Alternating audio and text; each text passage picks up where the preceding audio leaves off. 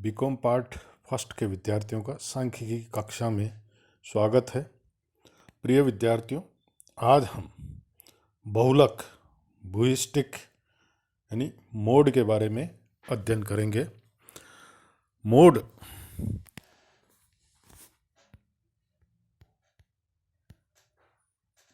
French भाषा के शब्द ला मोड से बना है, जिसका अभिप्राय सर्वाधिक फैशन या रिवाज यानी मोस्ट फैशनेबल से होता है कि जिस वस्तु का रिवाज या फैशन होता है, अधिकांश व्यक्ति उसी वस्तु का उपयोग करते हैं। आए समझ में? यानी मोड जो शब्द है वो फ्रेंच भाषा से लिया गया है और ला मोड से ये बना है। और वो ला मोड का जो अर्थ है कि सर्वाधिक फैशन या रिवाज, या हम ये कह सकते हैं कि जिस वस्तु का रिवाज या फैशन होता है, अधिकांश व्यक्ति उसी वस्तु का उपयोग करते हैं। तो सांख्यिकी में बहुलक ऐसा मूल्य है जो समंक माला में सबसे अधिक बार आता है, अर्थात जहां पर आवर्तियों का सबसे अधिक केंद्रीयकरण या जमाव होता है, यानी आवर्तियां उस मूल्य के इर्द गिर्द ज़्यादा केंद्रीकृत रहती है, तो उस मूल्य को हम बहुलक कहते हैं। बहुलक को जेड संकेताक्षर द्वारा व्यक्त किया जाता है। उदाहरण के तौर पे हमें यह बतलाया जाए कि कारखाने में बहुलक मजदूरी 2000 रुपये प्रति माह है।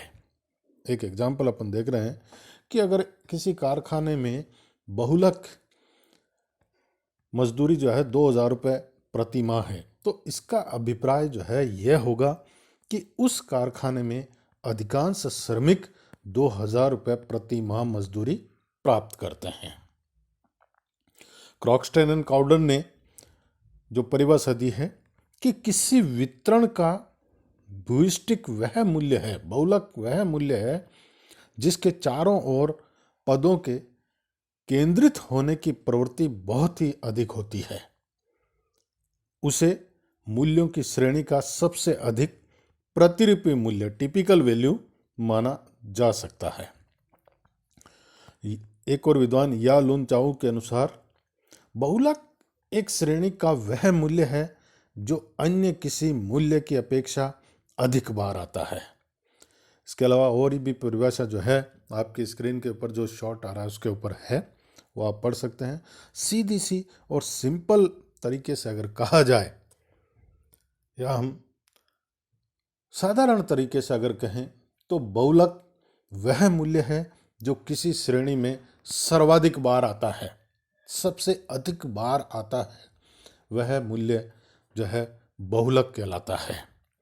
बहुलक का निर्धारण या बहुलक की गणना हम तीनों विधियों के अंतर्गत करनी होती है। यानी जो हमारी 3 श्रेणियां हैं, व्यक्तिगत श्रेणी, खंडित श्रेणी और सतत श्रेणी, तीनों श्रेणियों में हमें बहुलक की गणना आनी चाहिए। बहुलक की गणना हम सबसे पहले लेते हैं व्यक्तिगत श्रेणी की दशा में, इन इंडिविजुअल सीरीज। जैसा पता है इसका संकेताक्षर जो है जेड, कैपिटल जेड के द्वारा इसको व्यक्त किया जाता है।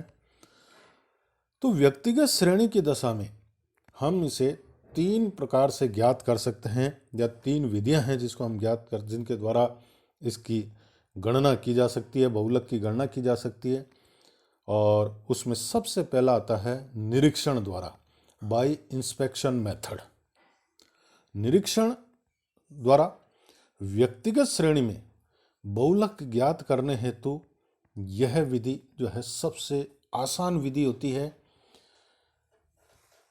यहां जो संख्या सबसे अधिक बार आती है उसे ही बहुलक कहा जाता है।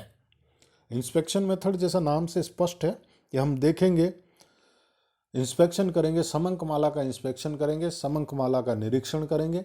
निरीक्षण करने से आपको ये पता चलेगा कि कौन सा मूल्य जो है बार बार आ रहा है। जो मूल्य सबसे अधिक बार आ रहा है वही मूल्य हमारा जो है बहुलक होगा। तो निरीक्षण विधि में केवल हम निरीक्षण द्वारा मालूम कर सकते हैं। यानी इसके लिए आप चाहें तो श्रेणी को आरोही या अवरोही क्रम में व्यवस्थित कर सकते हैं, कर लेना चाहिए और देखना चाहिए कि हमें कौन सा मूल्य सबसे अधिक बार आया है। जो मूल्य सबसे अधिक बार आया है वही हमारा बहुलक होगा, जेड होगा। दूसरा है व्यक्तिगत श्रेणी को खंडित या सतत श्रेणी में बदलकर। यानी दूसरा जो तरीका है कि जहां पर हम जानते हैं कि आवर्तियों का सबसे अधिक केंद्रीकरण हो वह हमारा बहुलक होगा। तो हम क्या करेंगे कि मूल्य जो हमारे को दे रखे हैं उन मूल्यों के आधार पर व्यक्तिगत श्रेणी को हम खंडित श्रेणी में या सतत श्रेणी में बदल करके उनकी टेलीबार के माध्यम से आवर्तियों की संख्या ज्ञात कर लेंगे। अब हमें व्यक्तिगत श्रेणी को खंडित श्रेणी में या सतत श्रेणी में बदलना आना चाहिए। जैसा हम पहले पढ़ चुके हैं कि व्यक्तिगत श्रेणी को खंडित श्रेणी में कैसे बदला जा सकता है कि जो जो मूल्य आपको दे रखे हैं उन मूल्यों को एक बार लिख लीजिए और प्रश्न में जितने भी मूल्य आ रखे हैं उन मूल्यों को एक एक को देखते हुए जो मूल्य है उसके सामने टेलीबार लगाते हुए जो है हम उनकी आवर्तियां यानी फ्रीक्वेंसीज ज्ञात कर लेंगे। और जिसकी फ्रीक्वेंसी यानी जिसकी आवर्तियां ज़्यादा आ रही है, जिसके टेलीबार चिन्ह ज़्यादा आ रहे हैं वह उसकी अधिक आवर्तियां होगी और उसके सामने वाला जो मूल्य होगा वह हमारा बहुलक होगा, जेड होगा, मॉड होगा। तीसरा है एक और मेथड है कि मध्यका और समांतर माध्य के आधार पर बहुलक की गणना। कि जब प्रश्न में हमें अगर मध्यका और समांतर माध्य ज्ञात हो, इसको हम माध्यों के अंतर संबंध द्वारा भी कहते हैं, यानी mode bye inter relation in means के आधार पर जो है हम निकाल सकते हैं। यहाँ पर जो फार्मूला है कि z बराबर 3m माइनस 2x बार, यानी z ज्ञात करने के लिए मध्यका को हमें 3 से गुणा करेंगे और उसमें से हम माध्य जो समांतर माध्य है उसको 2 से गुणा करके इसमें से माइनस करेंगे तो जो है हमारा बहुलक आ जाएगा। ये सूत्र जो है वो इस मान्यता पर आधारित होता है कि एक मध्यम मात्रा के विषम बंटन मॉडरेटली एसिमेट्रिकल में x बार माइनस जेड बराबर 3x बार माइनस m होता है।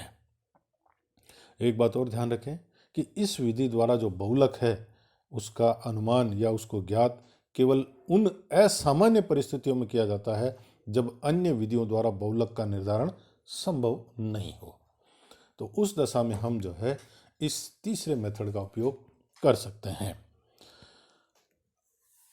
अब कुछ प्रश्न हम लेते हैं कि निरीक्षण द्वारा बहुलक कैसे ज्ञात किया जाता है या व्यक्तिगत श्रेणी या को खंडित या सतत श्रेणी में परिवर्तित करके कैसे बहुलक ज्ञात किया जाता है। जैसा आपकी स्क्रीन के ऊपर एक प्रश्न आता है कि निम्नलिखित संख्याओं के समूह के लिए बहुलक ज्ञात कीजिए।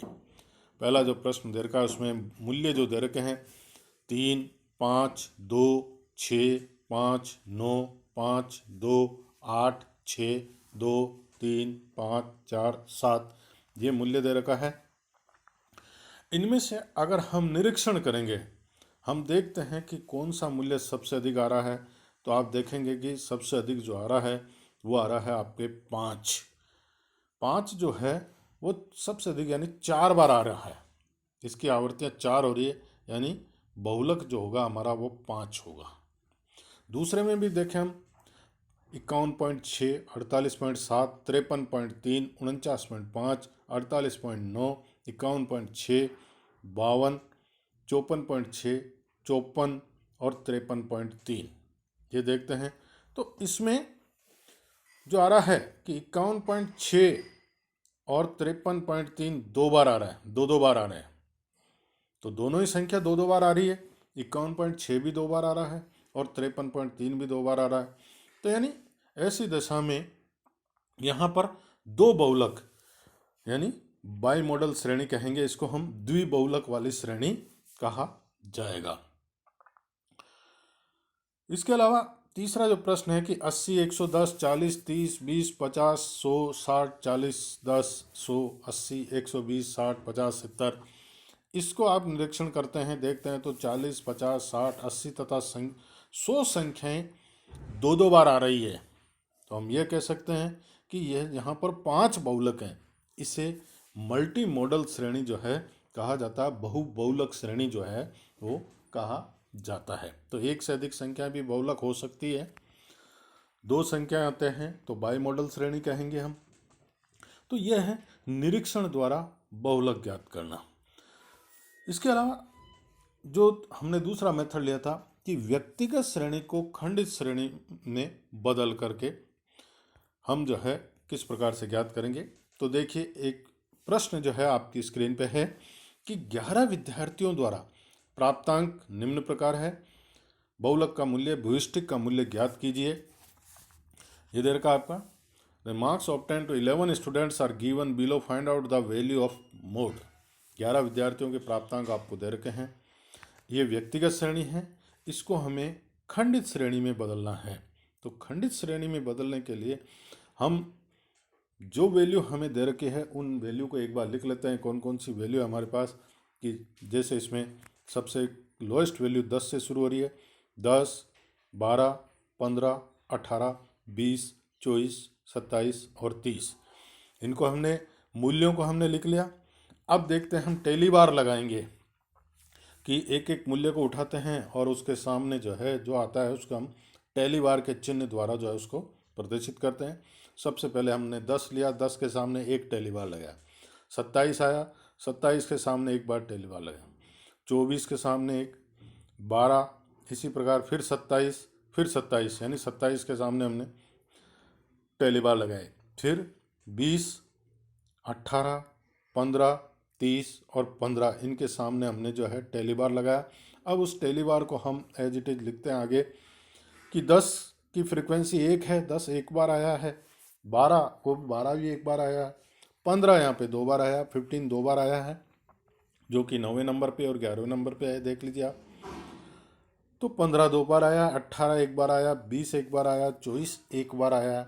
लेकिन 27 जो है 27 वो 3 बार आ रहा है, यानी उसकी आवर्तियाँ 3 है और 30 भी एक बार है।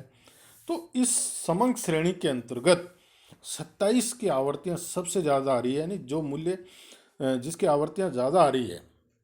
तो 27 ऐसा मूल्य है जिसकी आवर्तियाँ ज़्यादा आ रही है, 3 बार आ रही है इस प्रश्न में। तो यहाँ पर जो Z होगा, बहुलक जो होगा हमारा, बहुलक मूल्य जो होगा वह होगा 27।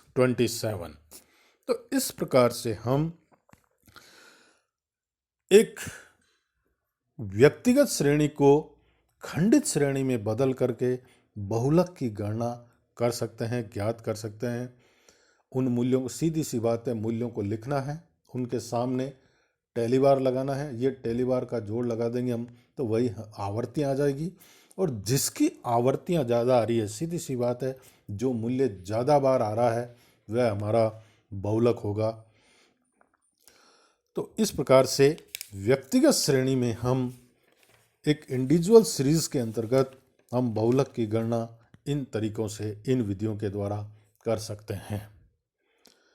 अगले वीडियो में हम खंडित श्रेणी के अंतर्गत बहुलक की गणना और सतत श्रेणी के अंतर्गत बहुलक की गणना किस प्रकार से करेंगे, वह दोनों इम्पोर्टेंट है। ये साधारण और सिंपल था यहाँ पर। अगले वीडियो में वो आपको देखने को, सुनने को मिलेगा। आप इसको देखें, समझें और फिर हम आगे बढ़ेंगे। धन्यवाद। जय हिंद।